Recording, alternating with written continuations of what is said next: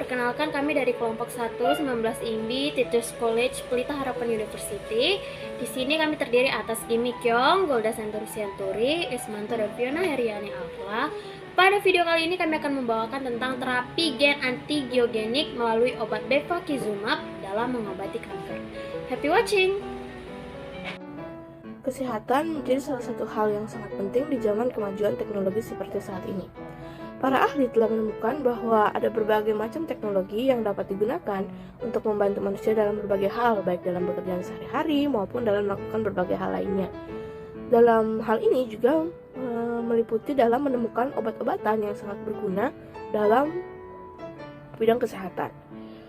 Saat ini, kanker menjadi salah satu penyakit yang sering diderita oleh masyarakat Indonesia. Pengobatan kanker sendiri selama ini dikenal sebagai pengobatan yang mahal dan membutuhkan jangka waktu yang cukup lama. Pengobatan kanker yang selama ini lazim berkembang di masyarakat adalah seperti operasi, kemoterapi, radioterapi. Ketiga jenis pengobatan ini juga tidak dapat menjamin 100% bahwa kanker tersebut akan menghilang untuk selama-lamanya dan juga memiliki berbagai macam efek samping seperti yang biasa kita kenal sebagai kebotakan.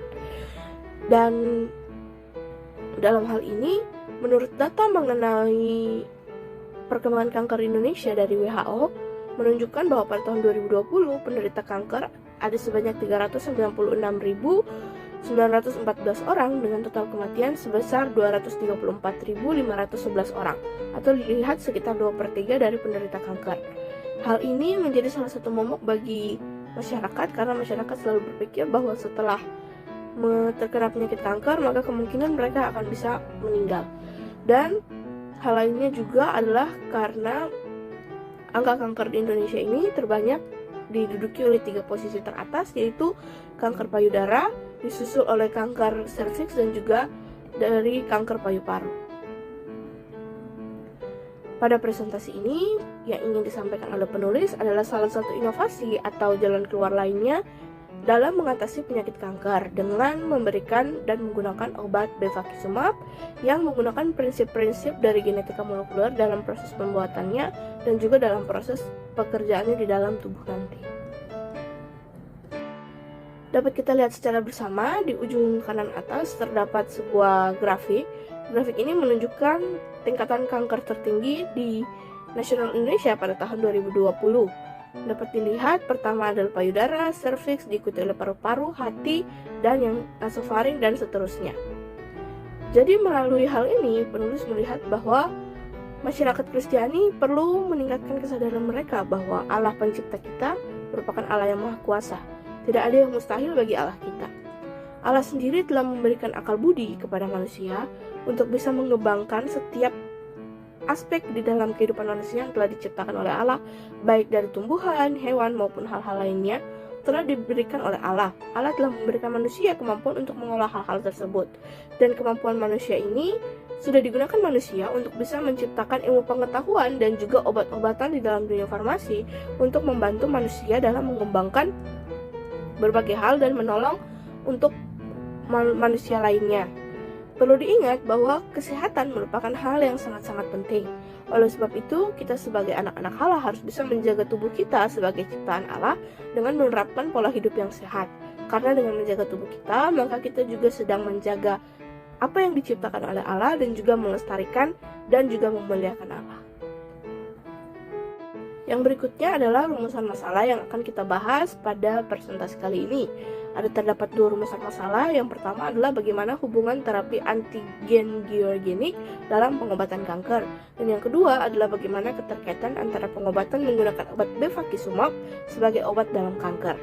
Sehingga tujuan dari presentasi kali ini ada 2, yaitu untuk menjelaskan hubungan terapi gen anti-giogenik dalam pengobatan kanker dan juga menjelaskan keterkaitan pengobatan menggunakan obat bevacizumab sebagai obat kanker. Kita akan masuk dalam fokus kajian yang pertama, yaitu mengenai kanker. Kita tahu sendiri bahwa tubuh kita memiliki berbagai macam sel dan selnya berjumlah miliaran, ratusan ribu, bahkan lebih banyak lagi yang tidak bisa kita hitung. Sel di dalam tubuh kita ini akan terus mengalami pertumbuhan dan beregenerasi saat mereka sudah menjadi tua atau saat mereka sudah rusak. Jadi sel tersebut akan selalu digantikan oleh sel-sel baru. Akan tetapi, adanya pertumbuhan-pertumbuhan sel yang abnormal juga menjadi salah satu masalah dalam kehidupan kita, dalam tubuh kita lebih khususnya. Pertumbuhan sel secara abnormal ini sering kita sebut sebagai sel kanker. Pertumbuhan sel secara abnormal ini akan menjadi sel kanker ketika dia bertumbuh dalam jumlah yang besar, dan juga dia akan mempengaruhi sel dan jaringan di sekitarnya, bahkan bisa mempengaruhi organ lainnya, dan biasanya hal ini dikenal sebagai proses metastase. Pada gambar ini dapat kita lihat bahwa sel kanker pada gambar pertama dia masih berupa benjolan saja.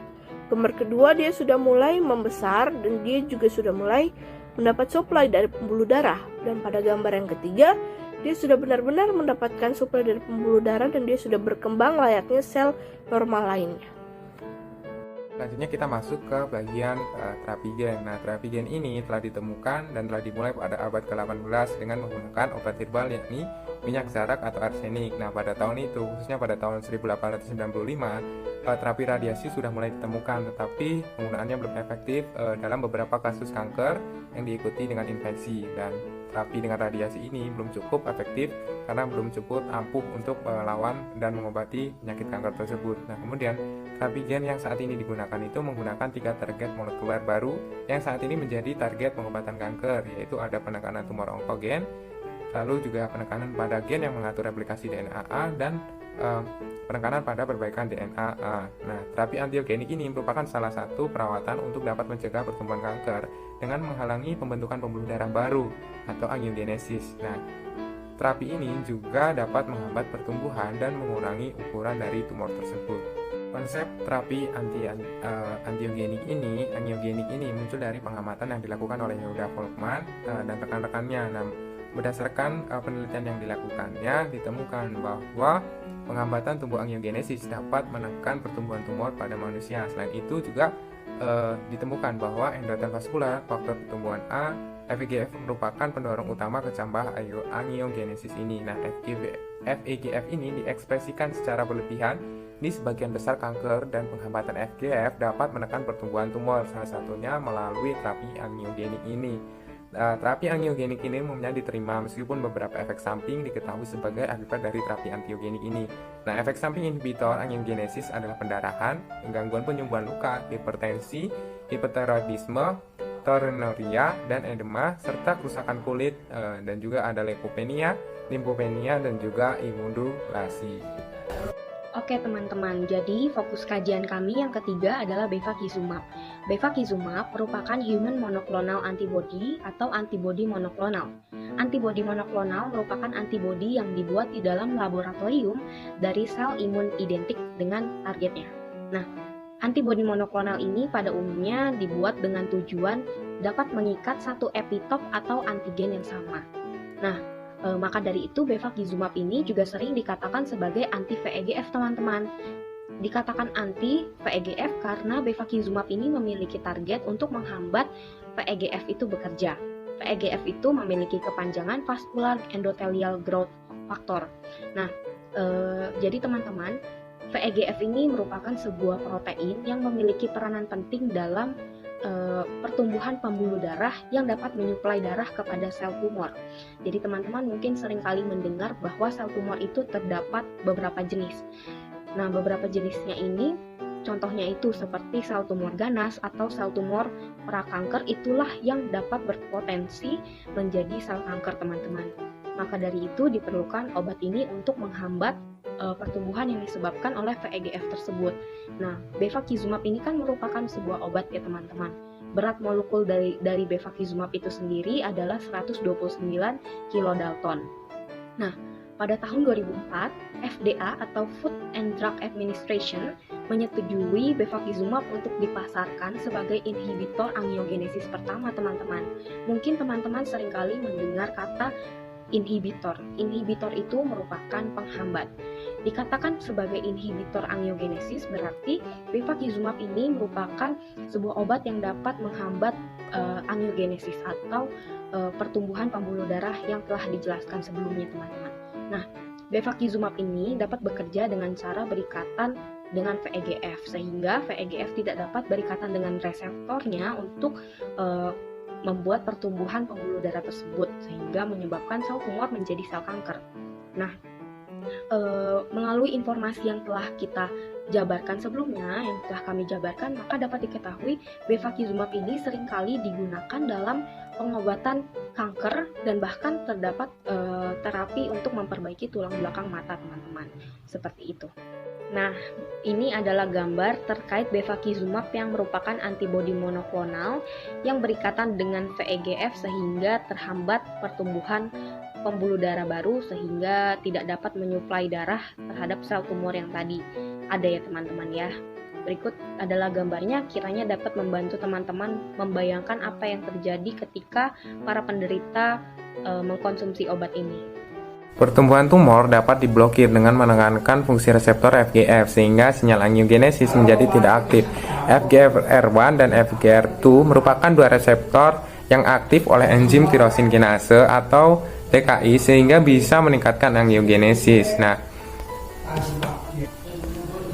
penghambatan jalur FGF terjadi melalui proses penghambatan pengikatan FGF pada antibodi atau reseptor dan penghambatan reseptor FGF dengan inhibitor tirasin kinase atau TKI. Nah, terapi yang bekerja pada pengikatan FGF hanya menghambat jalur FGF saja. Sementara itu, TKI yang bekerja pada reseptor memiliki efek penghambatan yang lebih luas dan dapat mengganggu jalur sekunder lainnya yang dimediasi oleh reseptor kinase. Sistem persinyalan FGF merupakan kompleks dan terdiri dari 5 ligan terkait, yaitu FGF-A, FGF-B, FGF-C, FGF-D, dan PLGF yang mengikat dengan berbeda spesifitas untuk 3 reseptor tirasin kinase, yaitu FGFR1, FGFR2, dan juga FGFR3. Nah, pada proses ini terdapat 3 agen utama yang menargetkan persinyalan ini, yaitu agen pengikat, ligan yang memblokir pengikatan FGF, ligan ke reseptor, yaitu bevacizumab yang mengikat FGF-A, dan aflibercept yang mengikat FGF-A, FGF-B, dan PLGF. Kemudian ada antibodi yang memblokir persinyalan melalui reseptor FGF yang mengikat FGFR2, dan tirosin kinase inhibitor yang memblokir aktivitas kinase FGFR1, FGFR2, dan FGFR3. Nah, inhibitor tirosin kinase juga dapat menghambat aktivitas kinase beberapa reseptor tirosin kinase lainnya, termasuk turunan trombosit reseptor, faktor pertumbuhan, PDGFR, c-KIT, dan tirosin terkait FMS kinase atau FLT3. Mungkin sekarang teman-teman bertanya bagaimana terapi gen ini dapat bekerja. Nah, terapi gen anti-angiogenik ini bisa menggunakan gen thrombospondin 1, endostatin, tumstatin, kantastin, hapasohibin, dan angiostatin. Nah, tapi pada kali ini kita akan membahas tentang gen endostatin. Gen endostatin ini sendiri memiliki ukuran 20 kD yang merupakan sebuah fragmen internal kolagen yang berasal dari rantai alfa tipe 18. Nah, apa sih sebenarnya guna gen endostatin ini? Jadi gen ini akan menghambat aktivitas sel endotel dengan berbagai jalur seperti pengikatan alfa V beta 1, integrin yang meniadakan aktivasi reseptor VEGF atau yang biasa kita sebut vascular endothelial growth factor. Nah, perbanyakan gen ini bisa menggunakan vektor yaitu adenovirus, di mana nanti akan diinjeksikan menggunakan obat-obatan yang bernama obat bevacizumab atau dengan merek Avastin yang bisa digunakan oleh penderita kanker. Mari kita mengenal lebih jauh tentang obat bevacizumab. Nah, obat jenis ini merupakan jenis imunoglobulin IgG1 yang bekerja secara spesifik pada vascular endothelial growth factor atau yang bisa kita singkat VEGF. Nah, bevacizumab ini memiliki warna yang sedikit keruh dengan derajat keasaman 6,2 untuk sebuah sediaan infus intravena.